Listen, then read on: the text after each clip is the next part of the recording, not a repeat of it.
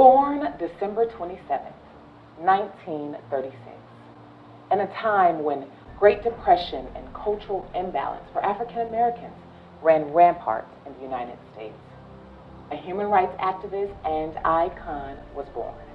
His name, Joseph Henry Beasley. Excelling in the public school system of Cincinnati, Ohio, it was during this phase of his life that he began to set high expectations and committed himself to a life of human service. He received his BS degree in criminal justice from Park College and attended graduate school at the Clark Atlanta University. Joseph Beasley is the former Southern Regional Director of the National Rainbow Push Coalition, founded by Reverend Jesse Jackson, Sr. Joseph Beasley, also President of African Ascension, an organization he formed to develop economic and political ties throughout Africa and the African Diaspora, also served as a board member of the Center for Constitutional Rights in New York City, AfroNet in Lusaka, Zambia, AfroBrus in Sao Paulo, Brazil, Christ Institute in Atlanta, and is chairman of both the Benedita del Silva International Foundation and the Asian American Center. The bulk of his current work focuses on the unification of African descendants for economic, political, social, and cultural empowerment. He's received dozens of awards, 2 honorary doctorates, with even a library dedicated in his honor at the Zumbi dos Palmares College in Sao Paulo, Brazil. Featured in the New York Times, Boston Globe, Los Angeles Times, and CNN, this revolutionary icon has set the bar on breaking down racial barriers and taking our world by storm. This Black History Month, we recognize the now Dr. Joseph Beasley for his tireless efforts, fearlessness, fortitude, and on being a true representation of what loving, living freely, and living bold really looks like. Mr. Beasley, how are you, sir? I'm amazing. I know that you recently had an accident a couple weeks ago, so it's really great to see you looking well and doing well. How are you feeling? I'm feeling very well, thank you. Yeah, you look great. Thank you very much. As you know, we are here today to honor you and honor everything that you've been doing. The world should know about it and find out ways in which we can follow in those footsteps.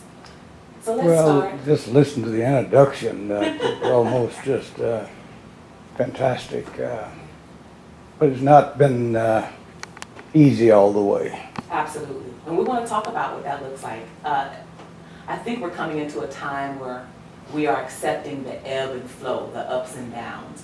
But that doesn't stop us from pushing towards the ultimate goal, right? Absolutely. Yeah. So let's start with your childhood. Well, when you're born in a time in a society that is just one step beyond slavery. Of course, I grew up on a plantation about 40 miles south of here in FEB County.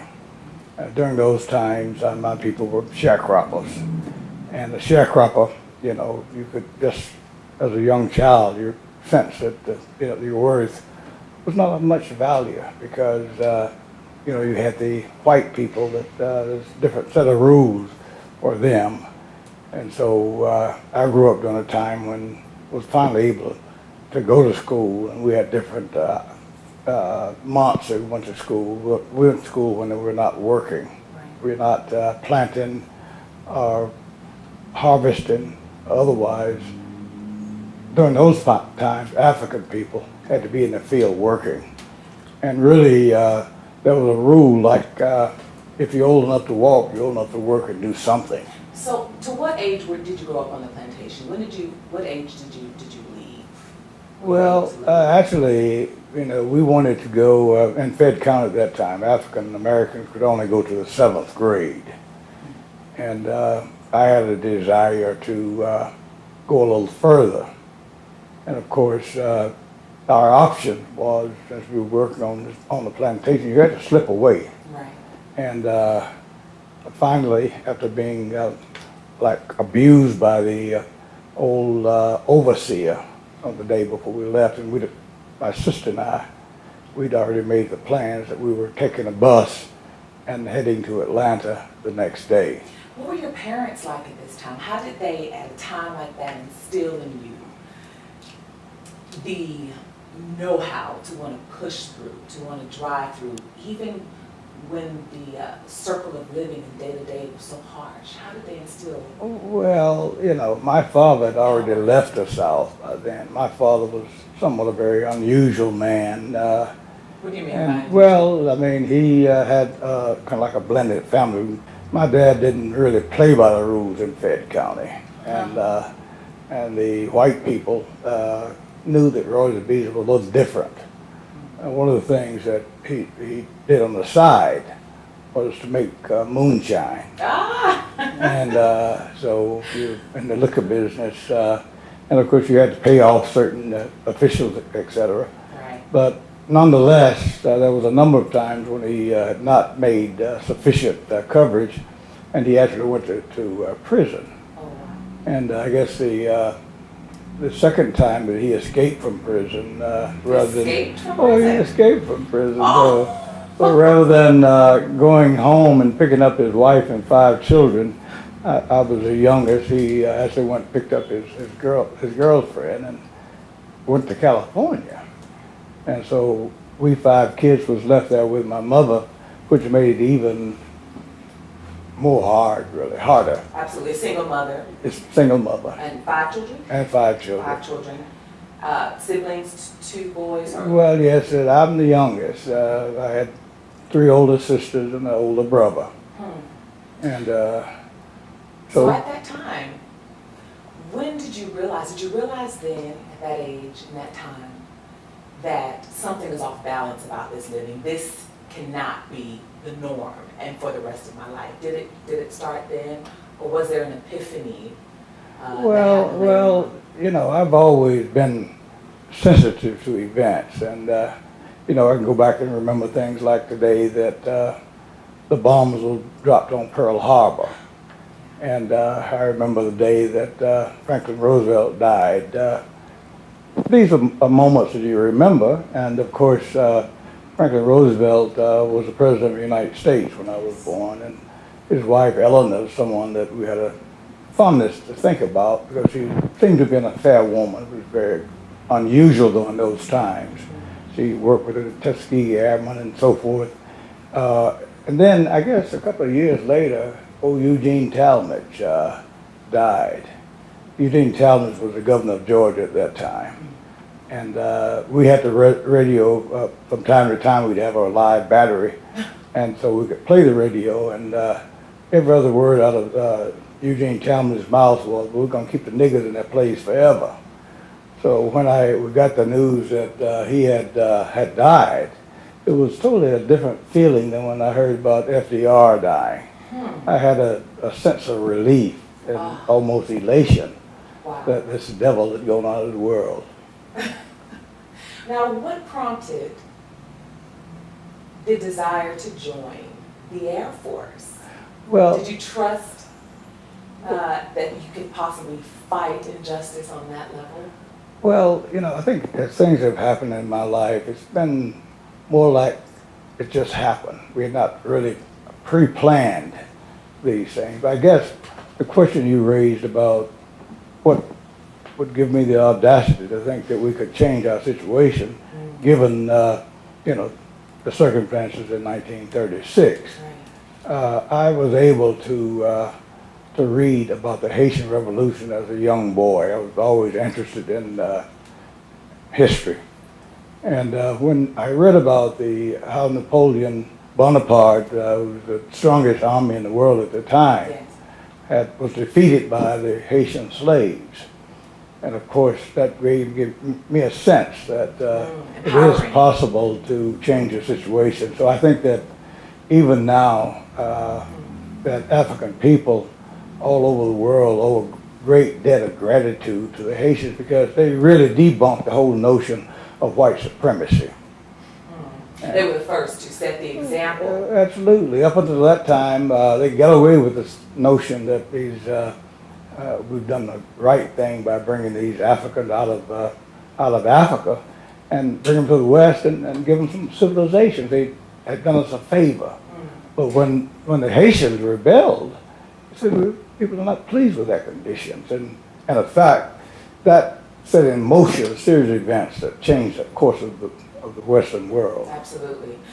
So your desire to, I guess, have that example of those that looked like you and decided to fight, was that the prompting to go into the Air Force?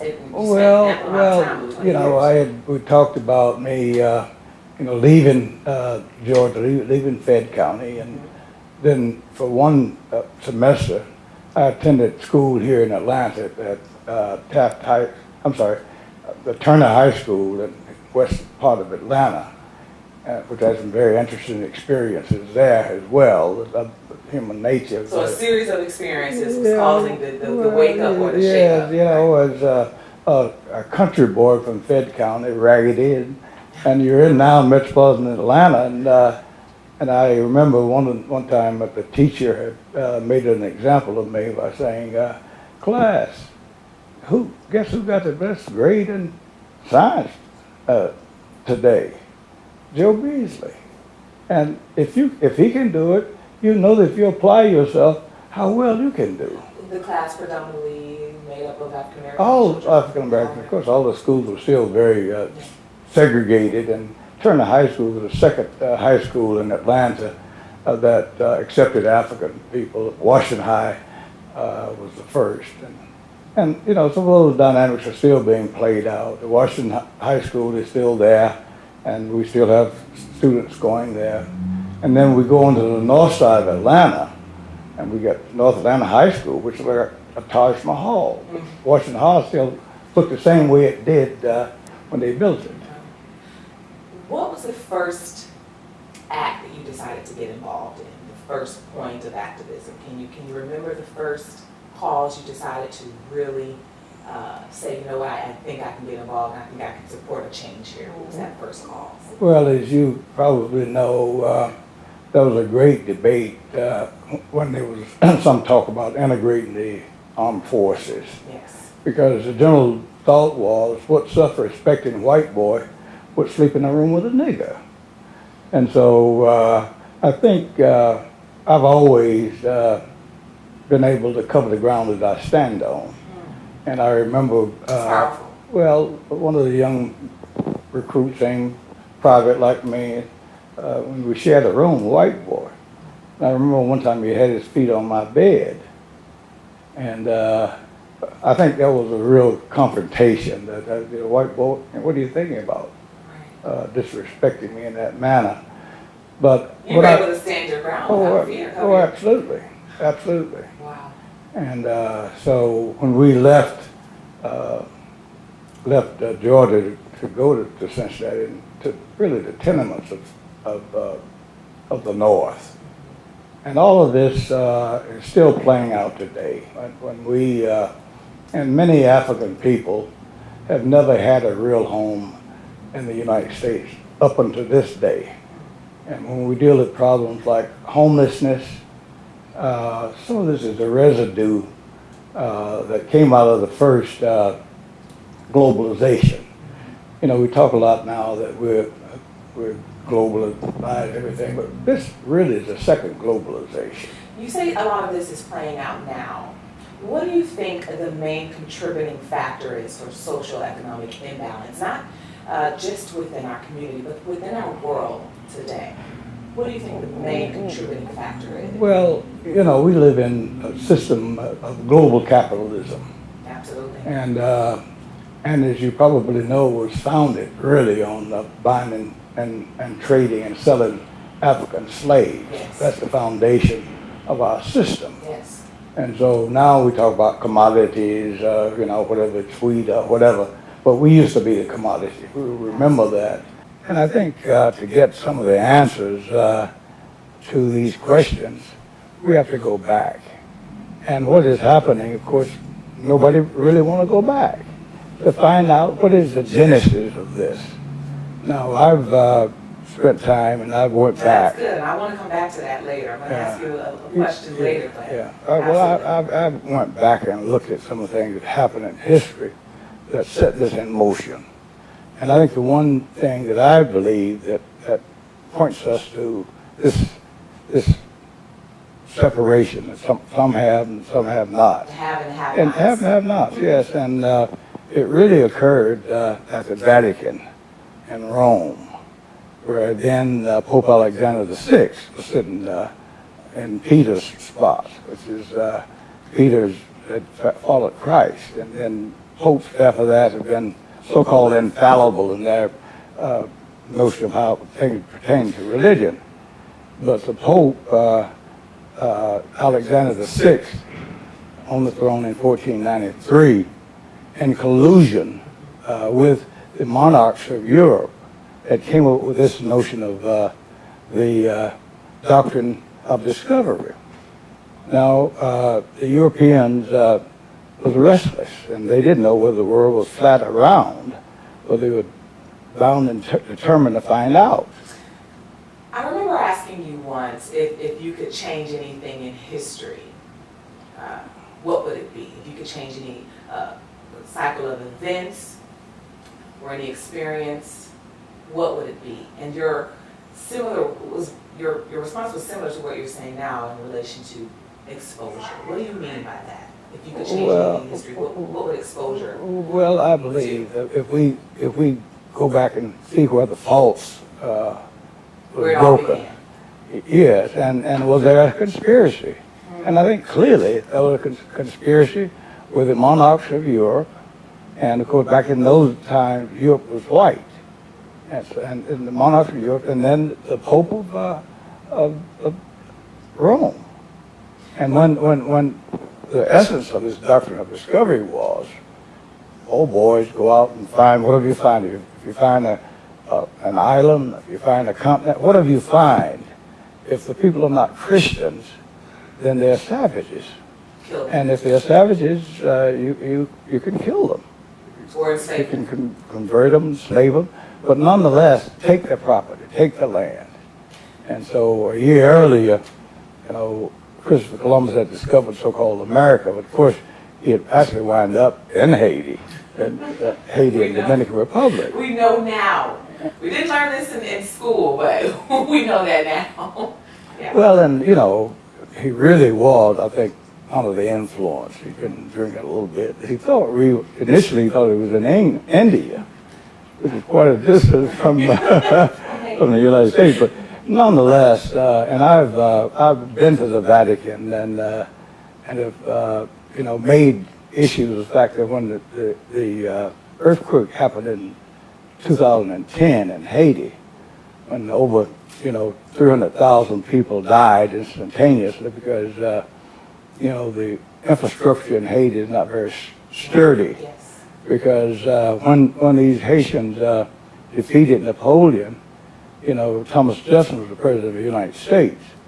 And so he was not pleased with those events because at that time he owned slaves. I want to go back to your point about Christianity and the doctrine of discovery, the development of how we live now, how we live day to day. It's based on Christianity. So enforcing the practice of or belief of Christianity on a people, forcing them to convert, and if not converting, then this is where we are today. This is the premises. That was the experience of where we are today. That's what caused this chain of events where we are today. Well, it's tragic and it's appalling to say that so many people died in the name of Christ. But indigenous people did die, and this doctrine of discovery was finally codified into the United States Constitution in 1823. We were having disputes about with the Native people, Native Americans. Was that the doctrine of discovery was really the guiding principles that would be followed. And so the Native people had their land taken, and many of them died, and then many are still on the reservations. And of course, this doctrine of discovery is still being played out, even as we speak. In North Dakota, we talk about the pipeline. And, President Obama had the sensitivity to stop the pipeline because the Native people, but as soon as Donald Trump entered the White House, it became full speed ahead. They dishonored their own treaty. Well, and that's, you know, about every treaty that we've ever made, we broke them.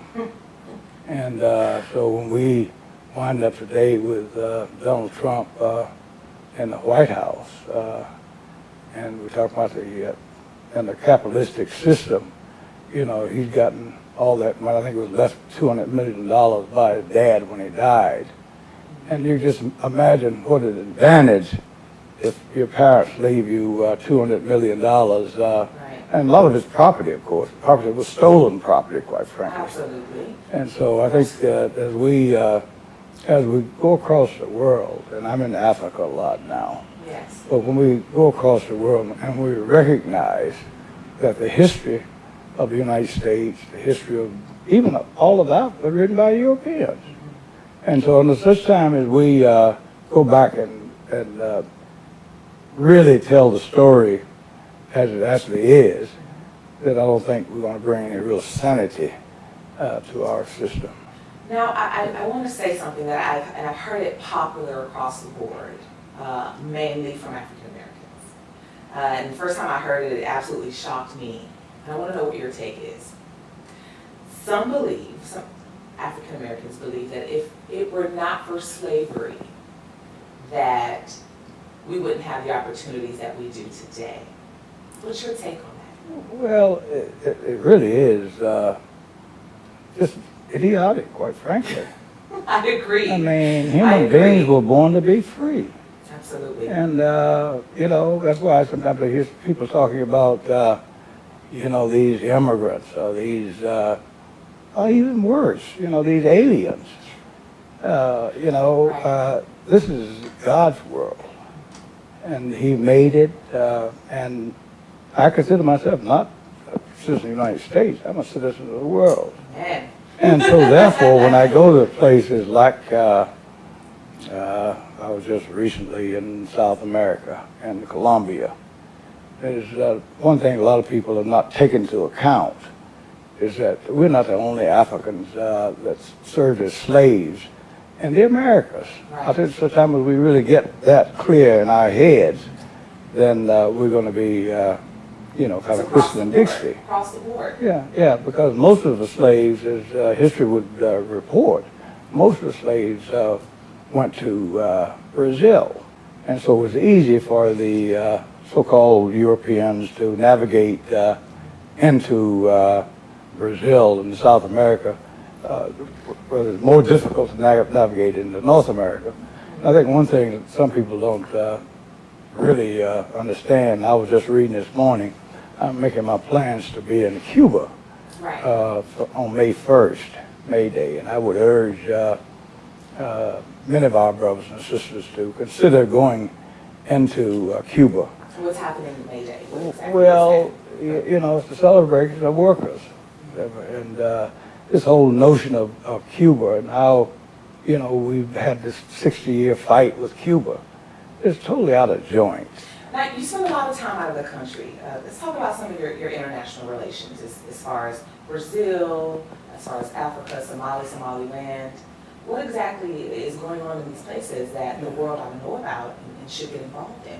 Well, you know, I guess we were very much involved in the struggle to free South Africa from apartheid. Yes. And Nelson Mandela, a young lawyer that was fighting for his rights, being incarcerated, yes, and spent actually 27 years in prison.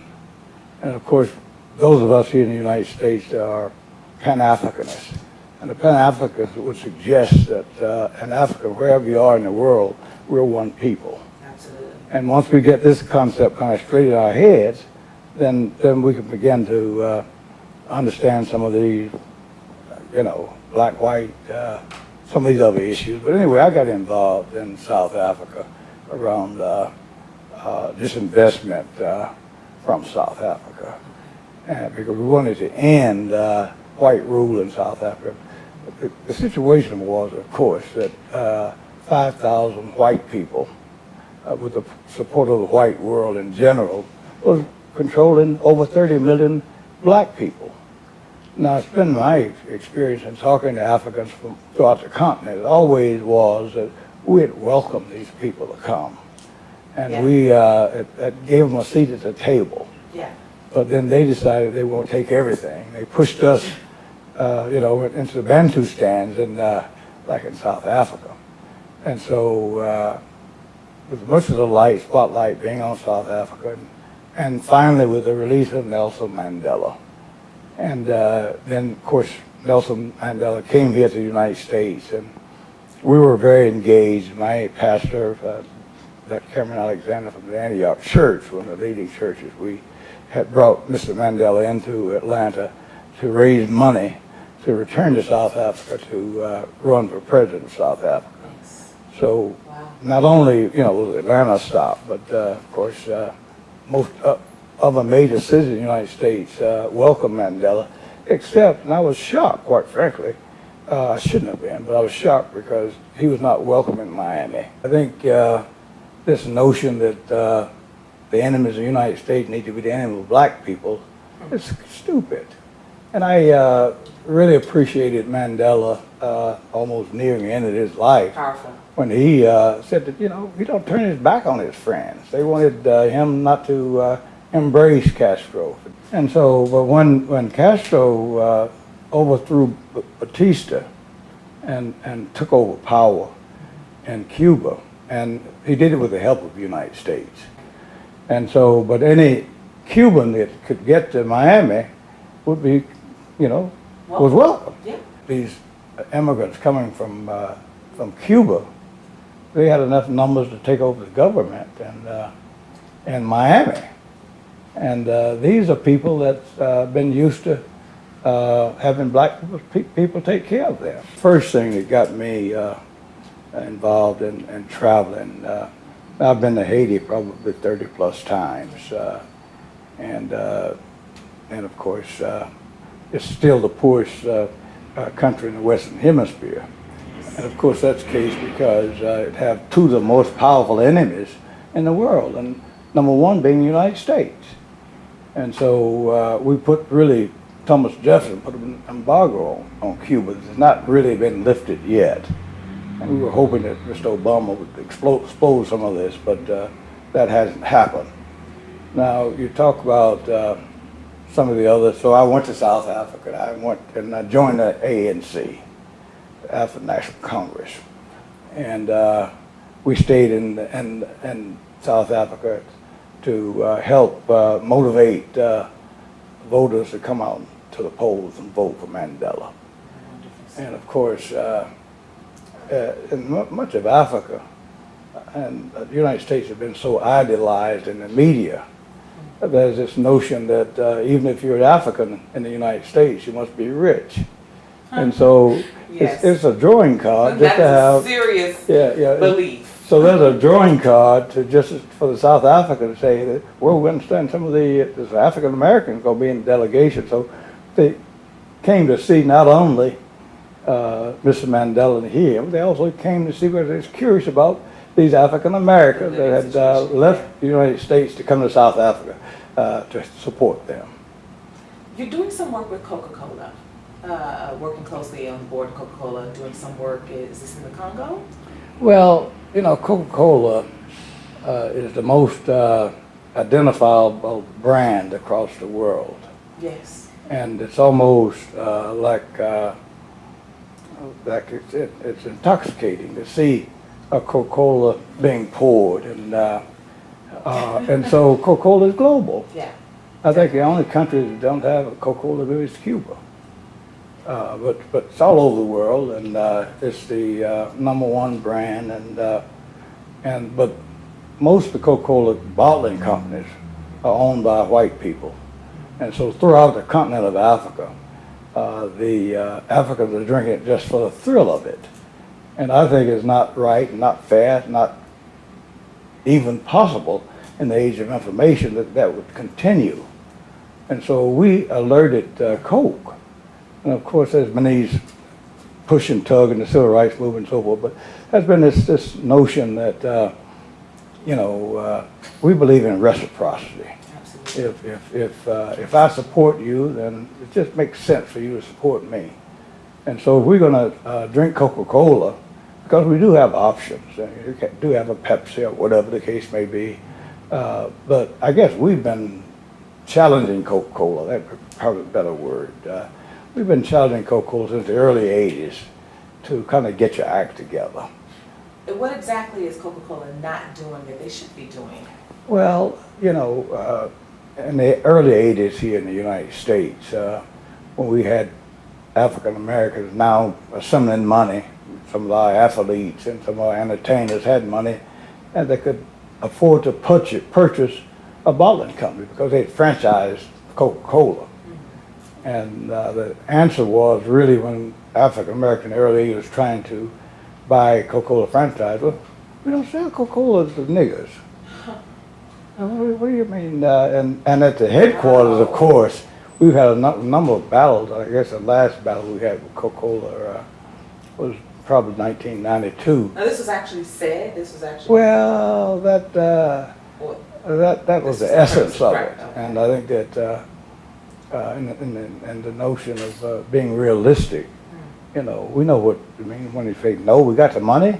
Why can't we get it? Coca-Cola decided that we're going to be inclusive. We don't have any other choice but include black people as so equal not that we wanted opportunity. to, but we don't have a choice. Well, we have a choice, and so they formed an organization they call Coca-Cola Enterprises. And it's quite interesting that the Coca-Cola Enterprises actually bought back the rogue owners that refused to follow affirmative action and equal opportunity.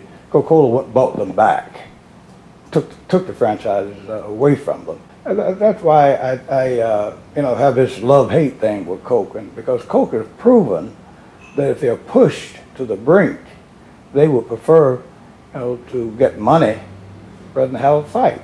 It always seems to be about the dollar. You sit on countless boards with Coca-Cola. You sit on a board alongside Warren Buffett. Well, no, I'm not on the board. I go in and raise hell in the board meetings. There's no way that Coca-Cola so, okay, so you're not sitting on the board, you go in and... yeah. So, and normally, because he's a lot more, trained than I, Jesse Jackson, as you know, I worked with Jesse for 40 years, and usually it's Jesse that is rocking the boat, but we're right there with him, and, push come to a shove, if you have to really be a bull in a china closet, I don't mind doing it if necessary. So, your circle of competence in working or having to confront Coca-Cola about the work conditions, what exactly is going on with the work conditions in the bottling plants? I think as a multinational corporation, which Coca-Cola is, and one of the things, the multinationals really have more power than governments. So I think as we struggle and get our unity amongst black people all over the globe, and if we can somehow move beyond nationalism and move beyond tribalism and understand that if you happen to be an African black person, for whatever reason, we've been picked out to be picked on for at least the last 500 years. And so if you're here in Atlanta and you're from South Africa, some Congo, and I have, Africans at my home all the time. But if you got that beautiful black skin, you get caught up in one of these racial profiling roadblocks. They don't know whether you care whether you're from Zimbabwe or whether you're from Cameroon or whether you're from Vine City. You're just here in Africa. And I think if we understand, if you're in the Western world, anywhere in Europe, anywhere in the United States, except North South America, color means a lot. Yeah, absolutely. What efforts do you think we've been able to make so far, as far as your efforts with Coca-Cola and is it Brazil? Yeah, I think the last major confrontation we had with Coca-Cola was, I believe it was maybe it's been 10, 15 years ago, when we found out that Coca-Cola was paying black people $20,000, on the average $26,000 less than they were paying their counterparts doing the same job at the headquarters. And most of that information was fed into my office. My office, as you may know, for many years was at the Antioch Baptist Church, which is just down the street from Coke. We got a young lawyer named Cyrus Mary out of New York City. He took the case and ultimately won the case, and there was a $192 million judgment against Coca-Cola for the discrimination. And then, just... How long did the case go for before you got to? Well, it was a number of years, so it doesn't happen overnight. Pushing past these type of barriers isn't overnight. It doesn't happen overnight. I started going into Brazil. I've been on a list, I guess, for the last 20 years so that the United States have a program where they bring in so-called emerging leaders from all over the world. They bring them here, and then they take them to meet certain people in each city. And if someone is interested in affirmative action, civil rights, human rights, even religion, they're routed my way. And so when I first got deeply involved in Brazil, it was through the State Department. These two young black twins from Sao Paulo, Brazil, came to my office, and they were extremely interested in affirmative action, and they wanted me to get them whatever I could pertaining to equal opportunity. And of course, from that, we just developed a relationship with an organization called FROZENMOMENTSMEDIA in Sao Paulo. And yes, Sao Paulo, Brazil. And so they then started to invite me to come.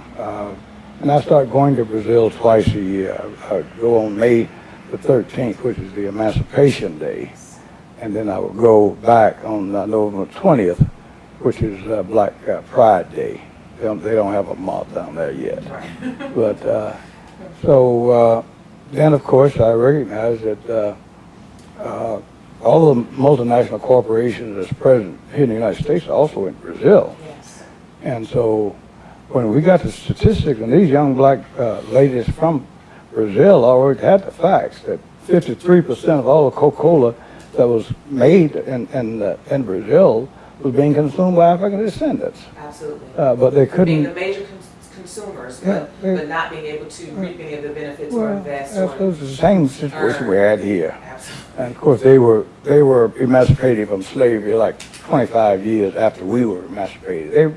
While we were slaves in this country for 246 years, the African in Brazil were slaves for 500 years. They didn't want to let go. Through the Joseph Beasley Foundation, you're able to tackle a lot of issues. You talked about from religion to injustice. Is there ever a point where you feel that you are unable to stretch yourself so thin because of all of the fights on many different levels, across all of the levels of injustice? Do you ever feel that you have to turn things down or turn away because of so much to...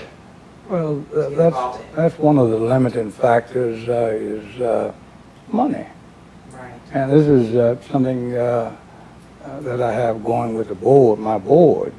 They want me to narrow it down to one or two issues that we would focus on.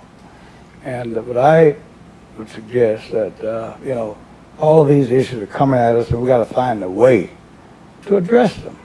If it's in the same rubric, same area, why not try to address it? Where would be the first place to begin to address some of these issues for those that may be interested in joining in the fight or being the change we want to see? What would be the first step? What would you suggest the first step to be? Well, I think just being interested. A lot of people enjoy being ignorant. And I think the saying that ignorance is bliss is, it's pretty comfortable. I don't have to challenge myself, because if you get into this work, you have to be willing to put yourself on the line.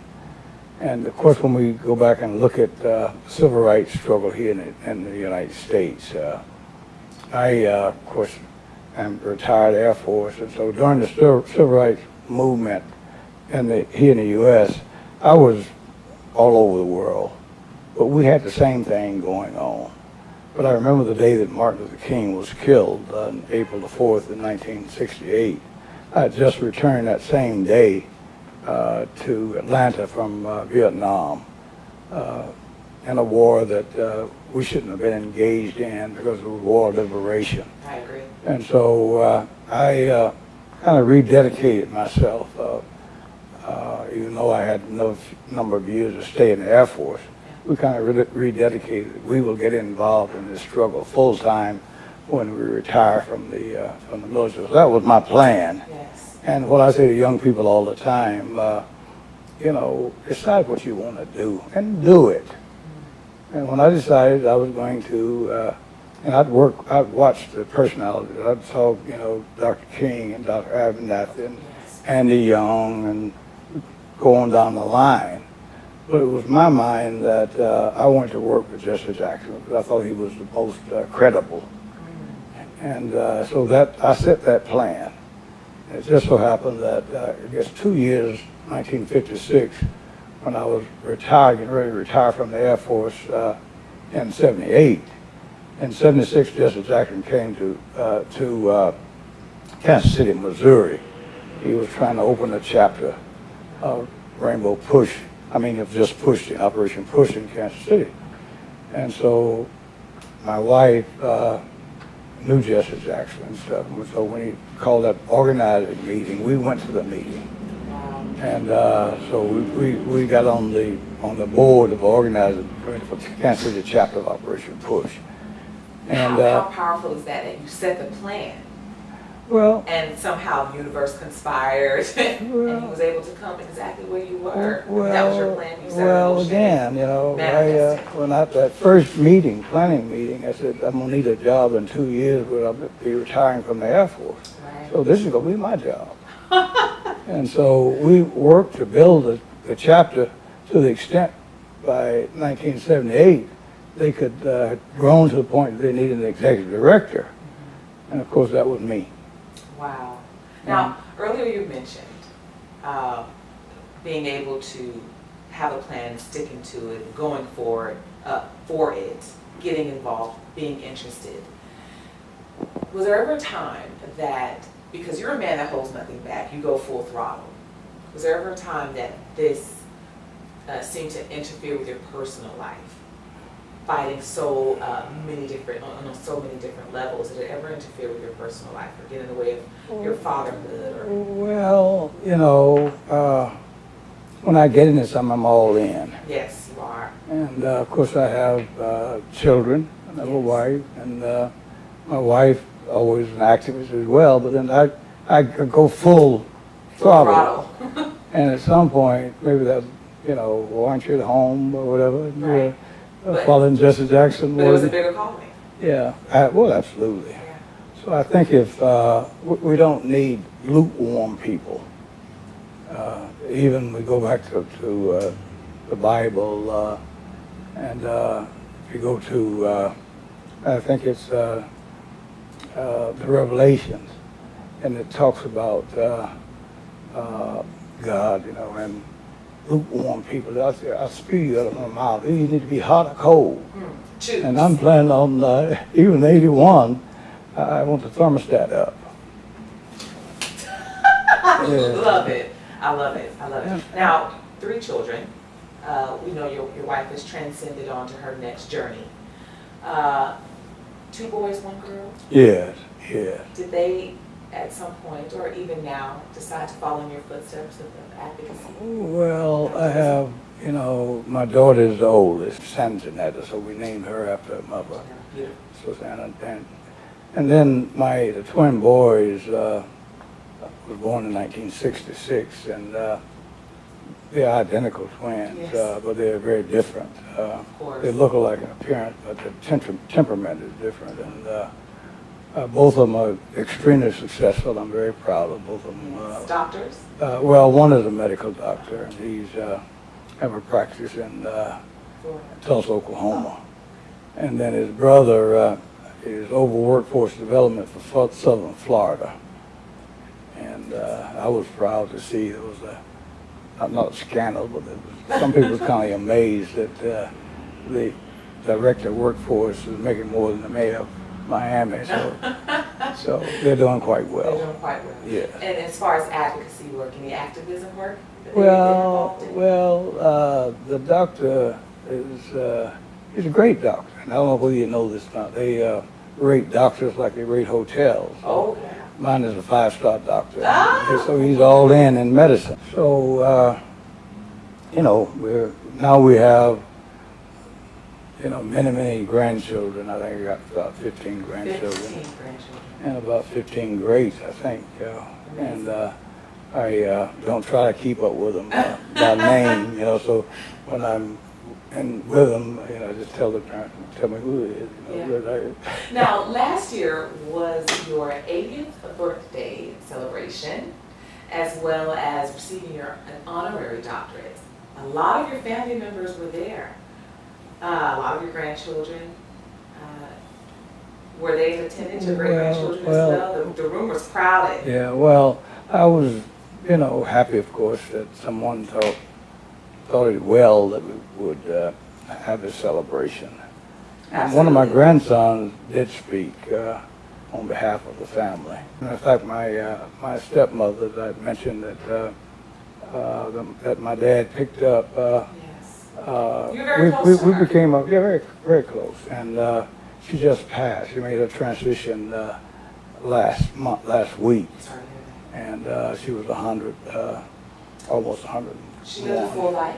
Oh, absolutely, a good life, yeah. When we think about circle of competence, this is a term that's coined by Warren Buffett, meaning pretty much to stay within what you believe to be true, to be honest, to be authentic of who you are. What would be your phrase? What would be your go-to memento of how you operate, how you think, how you believe, and what sets your integrity and your standards?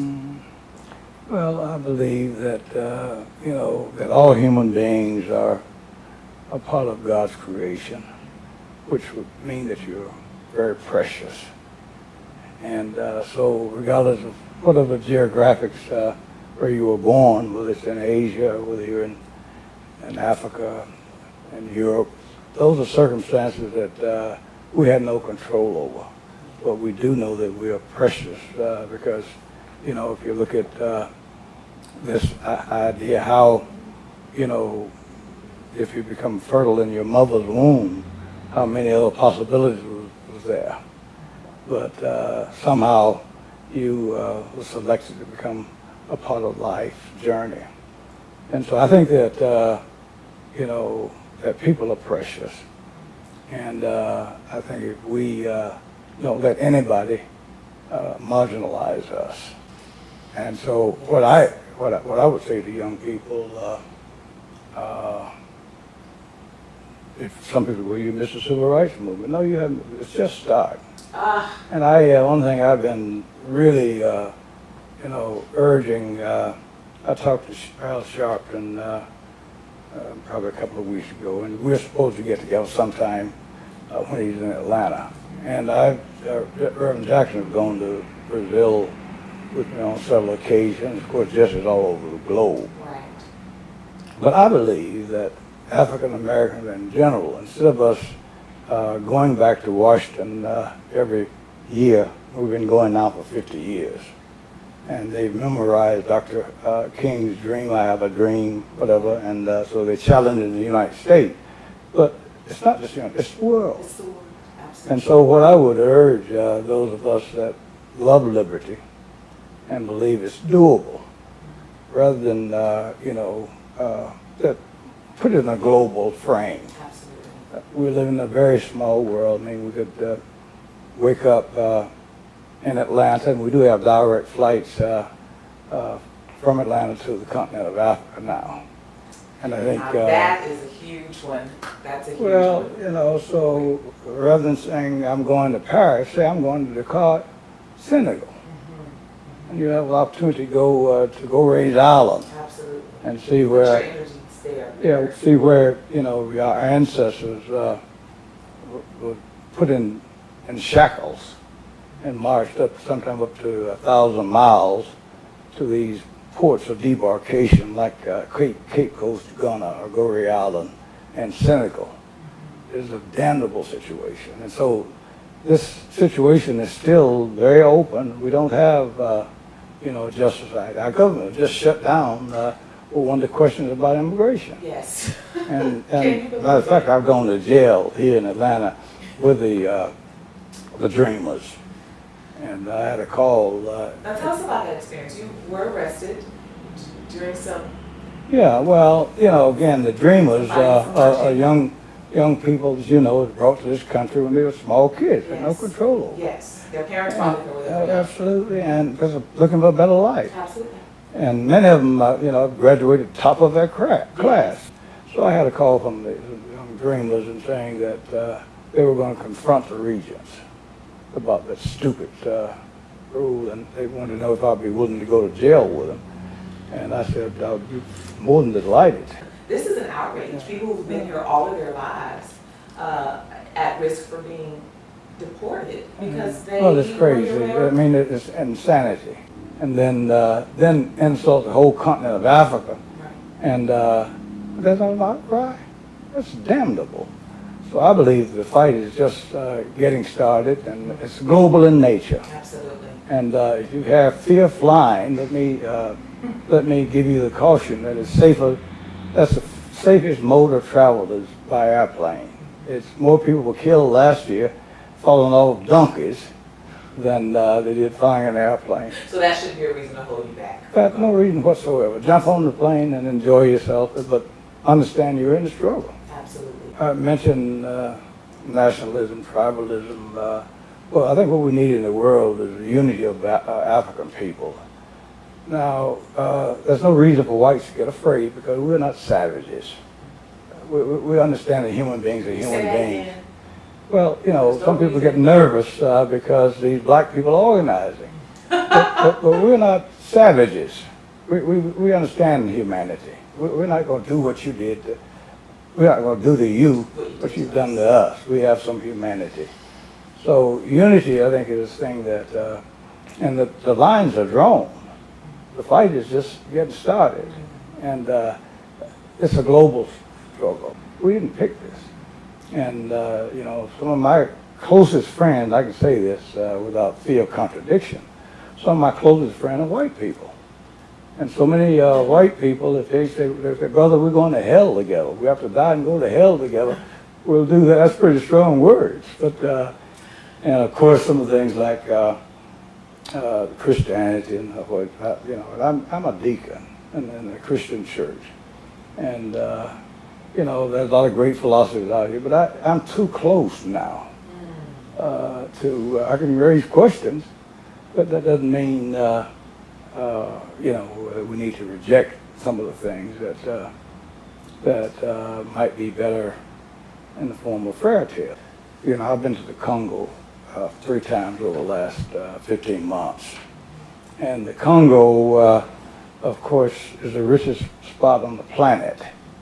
We have more wealth in the Democratic Republic on the planet. We have more wealth in Congo than all of Europe and the United States combined, just in the Congo. With all the stealing that's been going on by the Western world, the wealth is still there. Wealth as far as natural resources? Natural resources, water. Absolutely. And, you know, all of the minerals that's used to fuel the economy of the world going forward, all the way in Africa. And so Africa, with the richest continent, with the poorest people, there's something that's damnably wrong with that. And I think that we have to set out to set it straight. And we need to rewrite history, not only the United States, but African history was written by Europeans. And actually, instead of, you know, glamorizing our past, which has been terribly ugly, Absolutely. and to put people the indignity of where I was born on a plantation is a damnable situation that shouldn't be tolerated. Well, we can't change history. And history is global in nature. It's not national. It's not, you know, it's global. We can't ignore the past. I'm not saying we, you know, just labor in the past, but reality is reality. You know, we were child slaves. It was somebody else's property. That is the fact. That's the reality. And when we finally was emancipated from serving 246 years free in this country, we weren't given a damn thing. And they talked about 40 acres and a mule, but we never got it. Never got it. And so therefore, reparations still never got it. and when we look at you know, Bankhead and Buckhead, they're real. Absolutely. And what I'm saying to any person that you know, saying, well, I was not involved in slavery, what put me into that? If you still got the money, and if you still got the land, let's get the money and the land straight, and then we'll move on from there. I love it. I love it. Anything you want to leave to say to those that are watching and will be watching this interview?